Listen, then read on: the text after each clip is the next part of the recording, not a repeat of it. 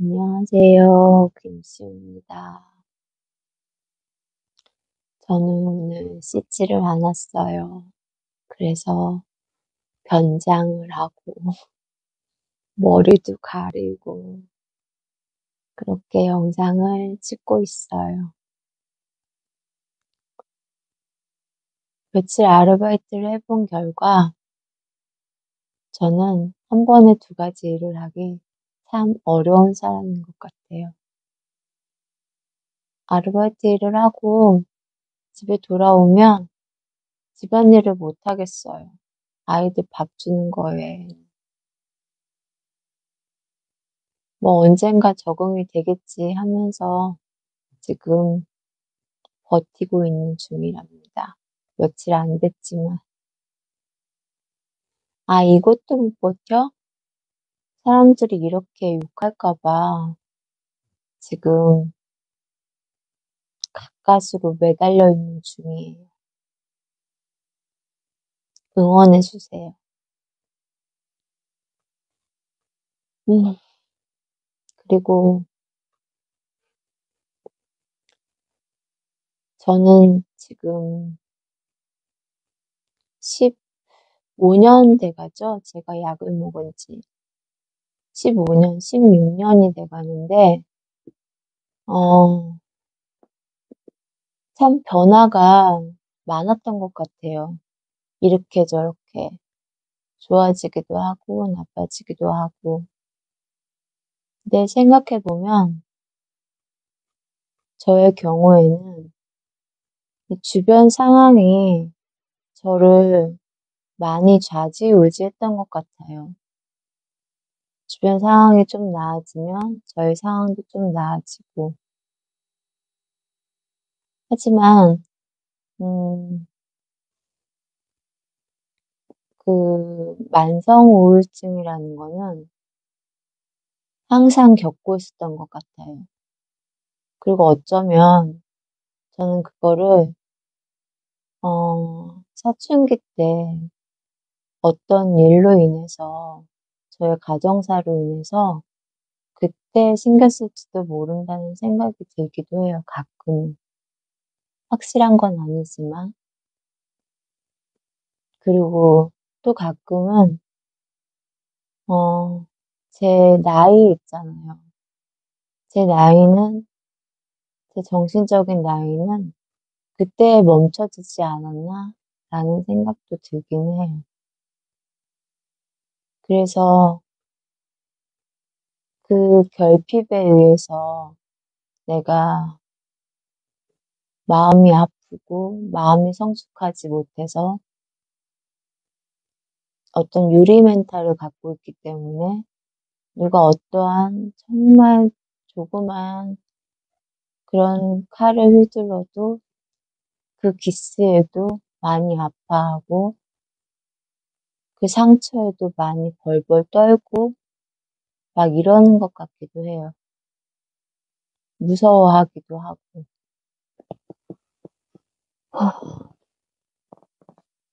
여러분들도 한번 생각해 보세요. 저같이 약을 드시고 계신다면 음, 나의 사춘기는 어땠을까? 나의 유년기는 어땠나? 나의 우울증이 혹시 나의 가정사로부터 오지는 않았을까? 한번 생각해 보셨으면 해요.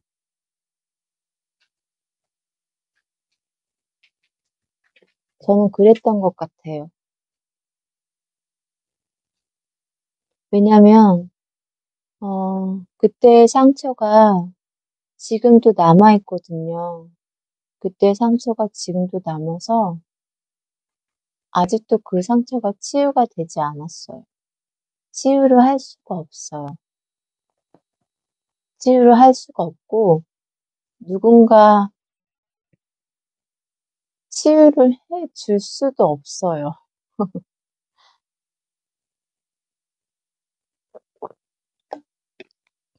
그래서 뭔가 항상 결핍이 있는 것 같아요. 그래서 항상 그 결핍 때문에 약간의 우울함이 생기고, 그것 때문에 항상 만성 우울증에 시달리다 보니까 그 만성 우울증이 어떤 상황과 맞물리면서 어떤 때는 더 안 좋게 되고, 더 깊어지면서 약을 먹어도 효과가 없는 거죠. 심지어 더 안 좋아질 때는 이별도 생각하고, 세상과의 이별도 생각하고, 그러는 것 같아요. 하지만 지금 저는 그럴 수 없는 상황에 버티고 있죠.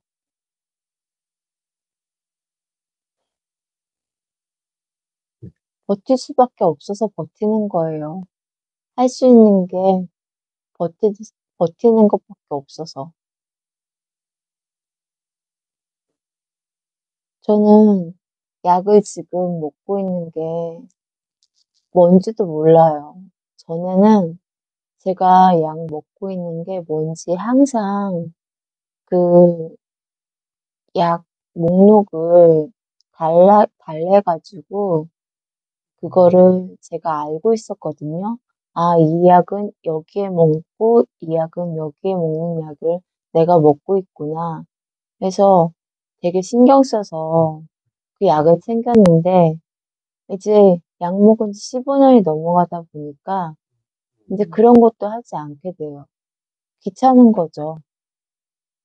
우울증의 또 한 증상이 귀차니즘이거든요. 만사 귀찮은 거예요. 그냥 이거 먹고서 좀 괜찮아지면 그냥 이걸로 먹지 뭐. 이렇게 괜찮은 거지 뭐. 아, 그리고 대충 이렇게 하면 되지 않을까? 라는 생각. 이게 좀 심해지는 것 같아요. 약을 먹는 기간이 길어질수록. 처음에는 그러지 않았어요. 처음에 한 3, 4년 됐을 때는, 아, 나도 약 먹고, 나도 다시 옛날처럼 즐거워질 수 있어. 나도 마음이 건강해질 수 있어. 이렇게 되게 희망을 갖고 살았거든요.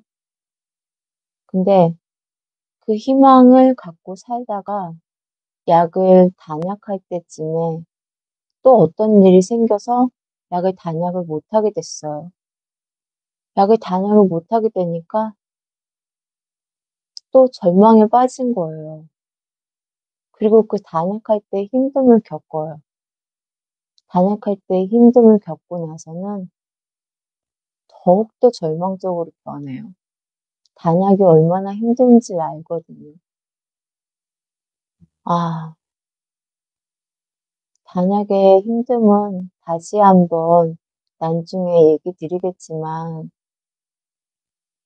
단약은 정말 금단 증상이 심해서, 음, 웬만하면 정말 한 번에 딱 끊는 억지로의 단약은 추천드리지 않아요. 추천드리지도 않고, 정말 하면 안 돼요.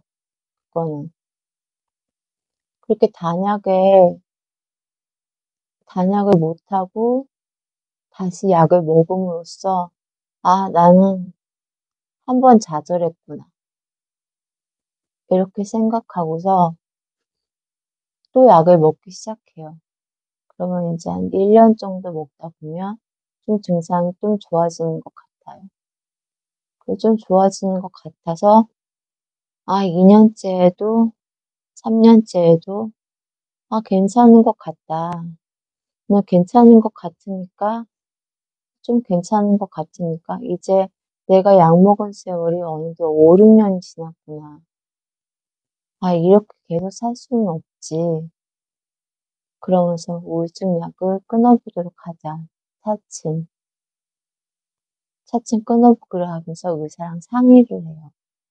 그래서 점점 하나씩, 하나씩 양도 줄이고, 하나씩, 하나씩 줄여가던 그 즈음에 아무 일도 생기지 않으면 정말 끊을 수 있겠죠. 하지만 의외의 복병이 나타나요. 저는 그랬어요. 저는 의외의 복병이 나타나서 약을 끊을 수가 없게 된 거예요. 저는 생활고죠. 기초생활 쓰고 있자니까. 그러니까 갑자기 일이 생겨서 뭐 어떤 돈이 필요하게 되게 되면 좀 골머리가 아픈 거예요. 그냥 평상시처럼 유유히 이렇게 지나가다가 어떤 일이 생기면 아, 모아둔 돈도 없는데 세상에 어떡하나 막 이런 생각도 들고 그러면서 이제 쇼크가 오기 시작하면서 줄였던 약들은 다 이제 무의미하게 변해버려요. 아, 그러면서 다시 의사 선생님 상담을 해요. 선생님, 제가 지금 이러이러한 일이 있습니다. 라고 상담하면 선생님이 얘기하시죠. 그러면 약을 좀 늘려드려서 힘든 걸 제가 좀 도와드릴까요? 이렇게 말씀을 하세요. 그러면 저는 또 약에 의지할 수밖에 없어요. 근데 저 좀 도와주세요. 이렇게 얘기하고 약을 또 늘려요. 그렇게 또 6년이 지나요. 또 7년, 8년, 9년째, 10년째. 운이 좋아서 9년째 또 단약할 일이 생길 수도 있고, 10년째 좋아서 단약할 일이 생길 수도 있겠지만, 세상살이가 어찌 그런가요? 좋은 일이 있다 보면 나쁜 일도 생기고, 다 그런 거죠. 그러니까 우울증 약은 한 번 먹기 시작하면 정말 쉽게 끊을 수가 없어요. 간지럽네요. 뭘 안 감고 모자를 썼더니. 아, 그래서 저는 지금 그런 경우에요. 이번에 일이 생겨서 약을 작년, 아니죠, 올해 봄쯤에 좀 줄이고 있다가 여름쯤에 일이 생겨서 다시 이제 선생님한테 얘기를 드리고 약을 좀 늘리면서 약이 좀 변해가고 있는 그런 상황이에요. 근데 약도 이제 들지를 않나 봐요. 그래서 편의점에 갔다 와서 집안일을 아무것도 할 수가 없고,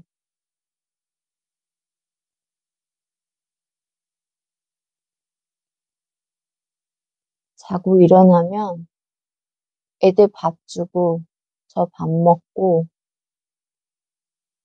그렇게 하고, 여기 앉아서 멍 때리고, 그렇게 하염없이 시간을 보내다가, 아, 정신 차려야지. 정신 차려야지.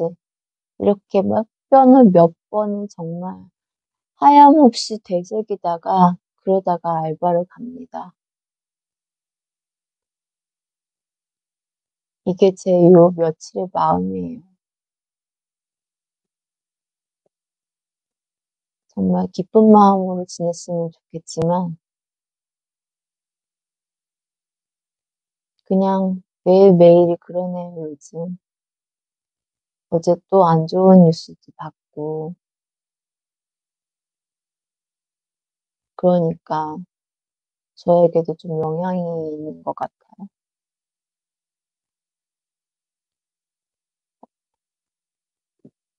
그래서 우울증 약은, 우울은 장애예요, 장애. 꼭 손, 발이 아니면 지적 능력이 아니면 언어 능력이 이런 게 부족하다고 장애인이 아니에요. 우울한 것도 우울 장애, 불안한 것도 항상 불안한 것도 불안 장애, 장애인이에요. 저도 장애인이에요. 그래서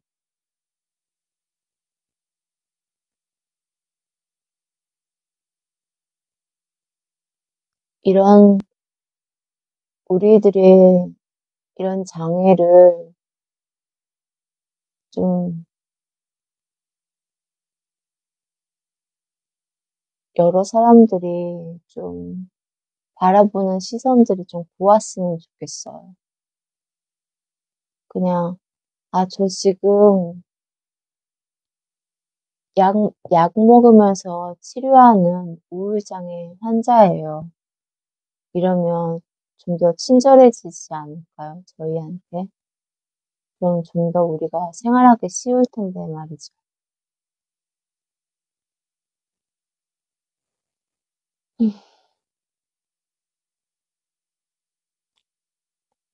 오늘은 제 우울증 약에 대한 얘기였어요. 또 두서없는 얘기였지만 오늘도 클릭 눌러주시고 다 들어주셔서 감사해요.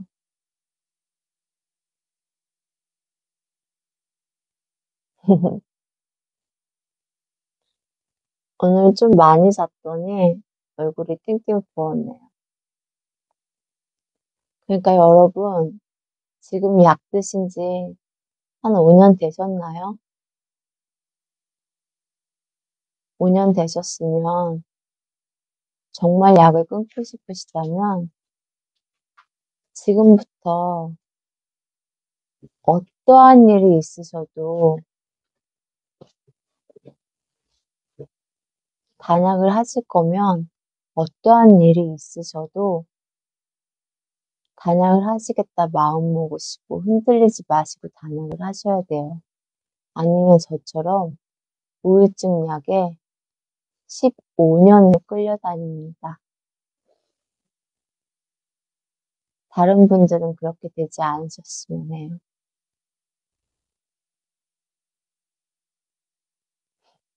바보 같죠? 그럼 저처럼 또 바보가 돼요. 우리 바보가 되지 맙시다, 더 이상. 저처럼 바보 되지 마세요. 안녕.